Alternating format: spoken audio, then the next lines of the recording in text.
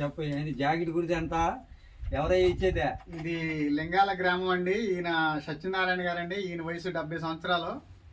ఈయన జాకెట్ కుడితే 300 రూపాయలండి. ఇంకా ఎస్ట్ కొట్టాలంటే 800 రూపాయలండి. ఇంకా కావాలంటే 1200 ఇక్కడ కొడతారండి. బాగా డిజైను అవన్నీ కొడతారండి. కానీ ఈయన చేసే పని చాలామంది టైలర్ని చూశాను, కానీ ఇలాంటి టైలర్ నేను ఎక్కడ చూడలేదండి.